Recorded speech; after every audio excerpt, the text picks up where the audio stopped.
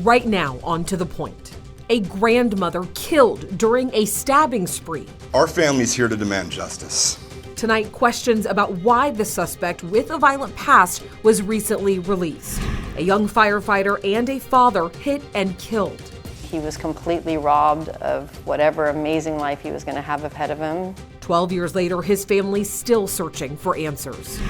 You gotta go! And the new body camera video inside the deadly Lahaina wildfire.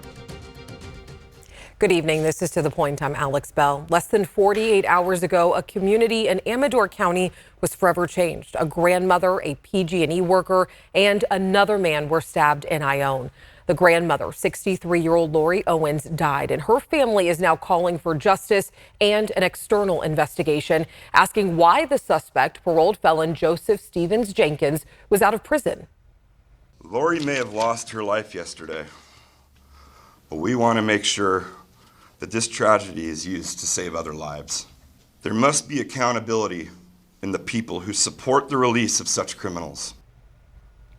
Jenkins was released this summer from a Tuscadero State Hospital, which treats inmates and parolees with mental health disorders. And tonight, our Jeannie Nguyen looked into his past and why the state decided to release him. Alex Jenkins has been on parole multiple times over the last decade and was even convicted of attempted murder. I talked to a local defense attorney today who tells me he believes there are things missing from our system to make sure people like Jenkins don't reoffend. This was a paroled attempted murderer with a very deep basis in this town. Filled with sadness and anger, the family of Lori Owens is demanding justice today after she was killed in Ione yesterday morning. Police say it was this man, Joseph Stevens Jenkins, who was responsible for her death. Mr. Jenkins is on parole for attempted murder, not murder. Jenkins has a lengthy criminal history, and according to the California Department of Corrections, he was on parole in 2011 for battery with serious injury. Then in 2012, he was convicted of attempted murder and spent 14 years in state prison. In February of this year, the Amador County District Attorney says Jenkins was sent to a state hospital to see if he met the criteria as a mentally disordered offender. In July, he was released from a Tuscadero State Hospital and came to Ione. That was approximately on the 6th of July. Nearly 4 months after his release, he is now charged with killing one person and hurting 2 others. Then he's released, and look what happens. Attorney Mark Reichel is not working on this case, but tells ABC 10 there is a reason why someone like Jenkins could be paroled, even with a violent history. Murder has life imprisonment, okay? But less than murder, we don't have life imprisonment, understandably. And so as a result, at some point, they're going to get out. But when it comes to making sure violent offenders don't reoffend, Reichel says there is something missing in our system. There aren't enough services to house these people, to monitor them. And it's not necessarily for their own benefit, it's to protect us, because at some point we can agree that we don't want them to be locked away forever. And as this case continues, Reichel believes Jenkins may not be getting another chance for parole anytime soon. I think if he's convicted of this, he'll be sentenced to probably life without parole. That's going to be up for a jury and a judge.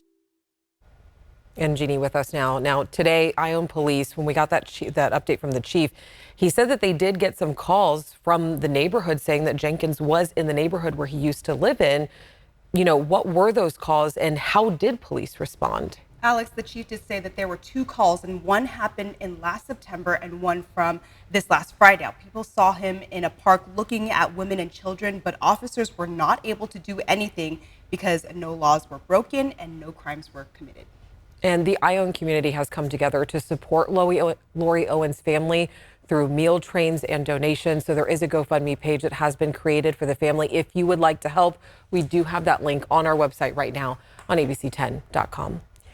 In other news, the former Major League Baseball player accused of shooting and killing his father-in-law in a home on the west shore of Lake Tahoe made his first court appearance today.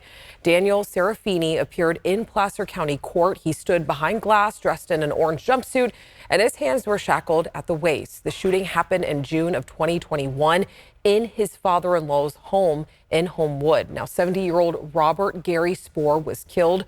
Spoor's wife, Wendy Wood, was shot, and Serafini pleaded not guilty to his charges, including a special circumstance of lying in wait for his victims. With the special circumstance, he faces potentially either a death sentence or a life without the possibility of parole sentence. The charge of murder carries 25 to life.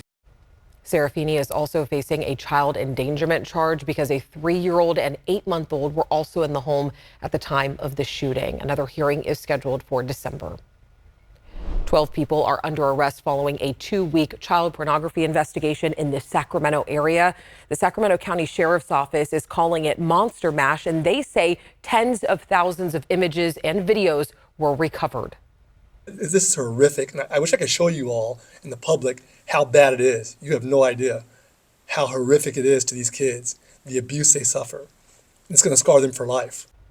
If you think your children or children you know spent time around any of these 12 people, make sure that you contact the Sacramento County Sheriff's Office. Tonight, we're getting a closer look at the rush to get out of Lahaina. Maui police just released body camera video from the day of the deadly wildfires. At least 99 people died and thousands of homes and buildings were destroyed. Maui police officers going door to door evacuating people and elderly from their homes while smoke and fire surrounded them. The Maui Police Department releasing 16 minutes of body camera video from the deadly August 8th wildfire. You gotta go! The fire killed at least 99 people as flames rushed through the town of Lahaina. Flames engulfed homes. Officers broke down a cattle gate and even used garden hoses in a desperate attempt to slow the flames to allow for more people to evacuate. Tense evacuations captured along Front Street, where a group of people sheltered inside a coffee shop, leaving behind historic Front Street that was decimated. The Maui police chief commending his officers. 11 officers from Lahaina lost everything. You saw officers saving lives. We are sorry for all those who suffered and lost. The video was released during a news conference. The police chief says he wanted to provide some context ahead of the 20 hours of footage released in compliance with a public records request. While the cause of the fire is still under investigation, there is evidence it could have been sparked by downed power lines, which ignited the dry grass. Officers heard talking about the power lines blocking roads. Multiple power lines are down. I was told they're blocking. And several lawsuits have been filed against Maui Electric, the company that operates power lines. Maui Electric says they had shut off the power before another fire sparked and destroyed parts of the island. Meanwhile, the Maui police chief says the department is reviewing what went right, what went wrong, and how they can improve their fire response. A report is expected to be released within the next 2 years. And tonight, more than 1,100 people are evacuated as a major wildfire burns in Riverside County. This is the Highland fire. It's about 30 minutes east of Temecula. Red flag warnings have been extended in the Southern California area as dry and windy conditions continue. And it has seemed like a quiet wildfire season so far. CAL FIRE says there have been more than 6,300 wildland fires this year, and they say the 5-year average for this point in time is usually more than 7,000 wildfires. Next, on To the Point, a young firefighter and father hit and killed. The family searched for answers, finding justice for a life robbed. I'm tracking multiple weather systems in the Pacific. Which ones will be hits, which ones will be misses as we edge closer to that weekend forecast. And the state capitol getting ready for the holidays after the break.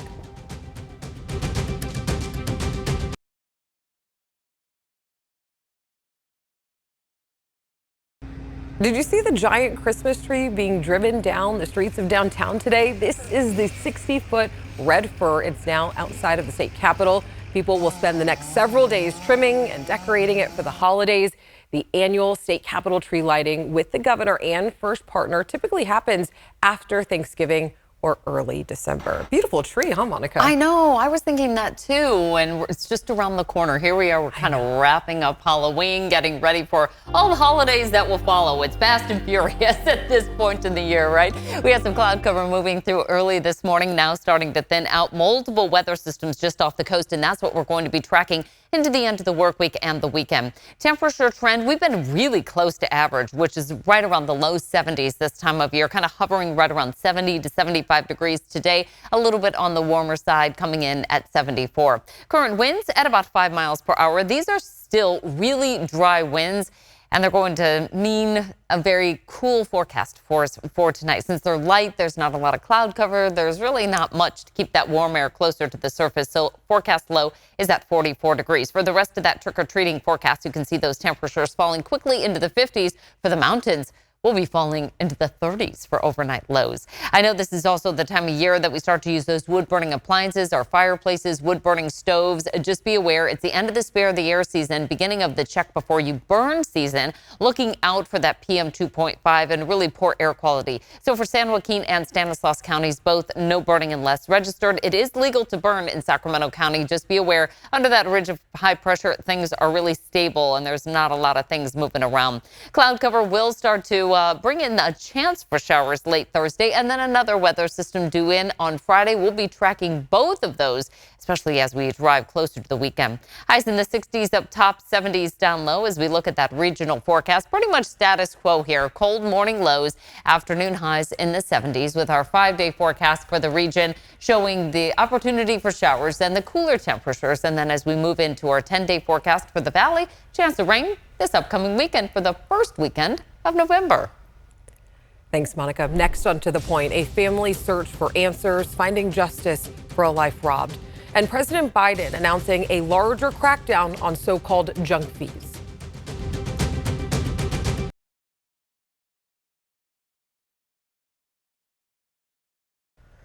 A young firefighter and father taken from his family too soon. This month marks 12 years since a driver hit and killed Louis Ellis, and the driver is still nowhere to be found. Louis was also a husband, a son, and a brother of one of our colleagues who filmed and edited this story. Tonight, our Laura Painter speaks with the family about the memories they are keeping alive and their message for the man police say killed him. It's Louis and Julie. Louis was, I guess, about 7. He came over to my mom's and we were all there, and my sister Julie had decided to bake like 5 pumpkin pies just for no reason. Childhood photos, toy trucks, and firefighting gear surround Rebecca Rittenauer as she remembers her brother Louis Ellis. He came over because he heard she made pumpkin pies, and then we all sat around the table and ate pumpkin pie, and little would we have ever known that that was going to be the last time we all saw each other. This quilt, stitched of fabric from Louis' old clothes, hangs on Rebecca's living room wall, weaving a life full of promise. I want to make your world better than it's ever been. He was just a young man, 22 years old, already a homeowner, a husband and father. He was very driven, very hard worker, knew immediately that his role was to take good care of his daughter and his wife. Born and raised in France, Louis moved with his family to Stockton, where he attended the Weber Institute of Applied Sciences and Technology. He then took his love of learning and community service to the Montezuma Fire District. One of those type of individuals that you just love to be around. The rest of the crew enjoyed working with him. This station was like home. Louis was a quick learner and made friends fast. He spent a lot of time cooking for the staff out there, so they really enjoyed him for that because he had a passion for that. But he would do anything you'd ask him to, and that was one thing about him, that you never got a no answer or a negative answer from him. He really came in and did his 110%. Then, suddenly, on the night of October 27th, 2011, their lives changed forever. He was completely robbed of whatever amazing life he was going to have ahead of him. Manteca police say Louis was riding his motorcycle east on West Yosemite Avenue when the driver of a blue Dodge Dakota pickup truck hit him on El Portal Avenue and left the scene. There was just no way that this had really happened to our family. It was just the kind of thing happens out there, but when it's never happened to you, it was just unreal, unbelievable. More than a decade since Louis died, Rebecca and her family are still waiting for justice. The suspect, according to Manteca police, is this man, Rene Vargas Estrada. Police issued a $250,000 warrant for his arrest. The warrant is still active today. Investigators say witnesses and a tip led them to Estrada's house, where they found the truck involved. But when they got there, Estrada was gone, possibly on his way to Mexico. Forgive me this question. Sure. But if they did find him and bring him to justice, what would that mean for you? I can't say that if he was caught today and put in jail, I don't know that would make me feel any better about this situation. 12 years later, She and her family still wonder every day about the life that was. There's Louie. The life that could have been. He just went on and continued to live his life while we will never have Louie back, ever. And Laura Painter joins us now. We know Manteca police are still looking for this suspect. Right. What do they want people to know? Yeah, they do have some information on a suspect, and Manteca police need your help tracking down that suspect, Rene Vargas Estrada. And this is his DMV photo from 2010. Police say that he would be in his mid-50s now. He's 5 feet tall with black hair and black eyes, 160 pounds. If you know anything about his whereabouts, please call Manteca police, and any tips can help. Remember, you can remain anonymous. Laura, thank you so much. We appreciate you bringing us this story. All right, Mpox cases are now on the rise in California. These are the latest numbers from the California Department of Public Health. The caseload is nowhere near the initial spike in cases that the state saw back in 2022, but still, healthcare workers are encouraged to test, treat, and offer the vaccine to people suspected of having the disease. Following the death of Matthew Perry, investigators are now waiting for a toxicology report, which could take weeks. Sources say Perry's assistant found him unresponsive in his jacuzzi after reportedly enjoying a favorite game, pickleball, earlier that day. In a 2022 memoir, he opened up about his vicious battle with addiction, becoming an advocate and resource for others, telling Diane Sawyer just how dire things became. 55 Vicodin a day, which is where I was. 55. I would go to open houses and go to the bathrooms in the open house and see what pills they had in there and steal them. And I think they thought, well, there's no way that Chandler came in and stole from us. Memorials to the beloved star have popped up at the iconic Friends apartment in New York. His co-stars released a joint statement saying, in part, "We are all so utterly devastated. We were more than just castmates. We are a family."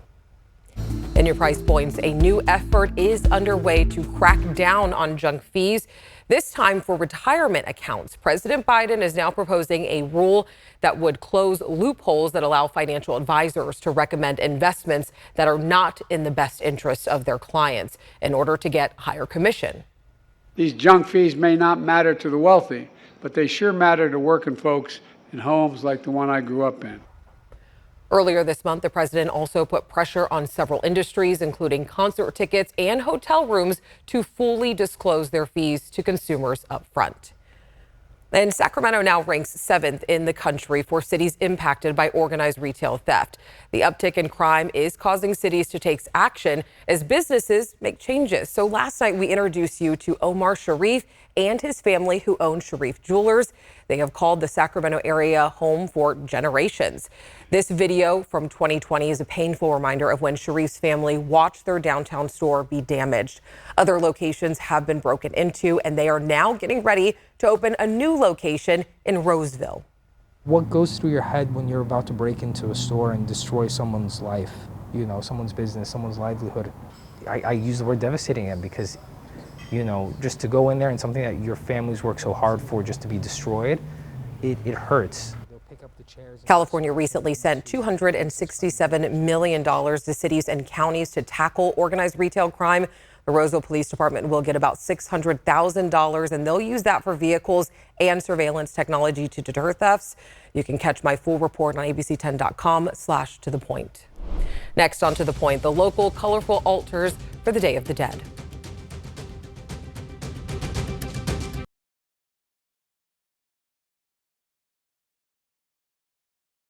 Happy Halloween! We found this display in South Sacramento. A man has turned his house into a giant movie screen. Patrick Lawson's display goes along with popular songs, and his house is at 5701 50th Avenue near the intersection of Stockton Boulevard and 47th Avenue.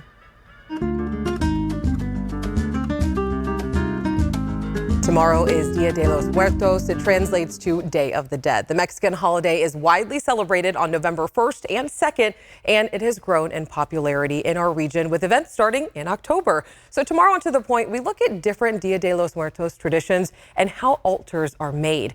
Colorful altars are at the center of this tradition and include photos, food, and favorite things of loved ones who have passed away.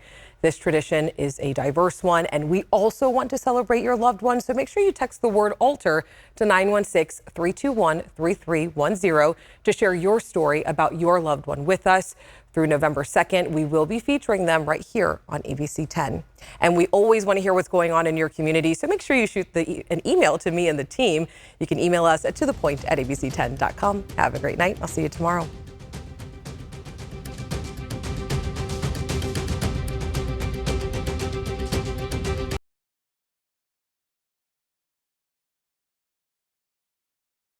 Hey, it's Alex. Just wanted to say thank you so much for watching. I really love hearing from everyone, and I hope that you'll stay in touch. Reach out to me on Facebook at AlexBellTV, or you can email me at tothepoint@abc10.com, or you can even send me a text message at 916-321-3310.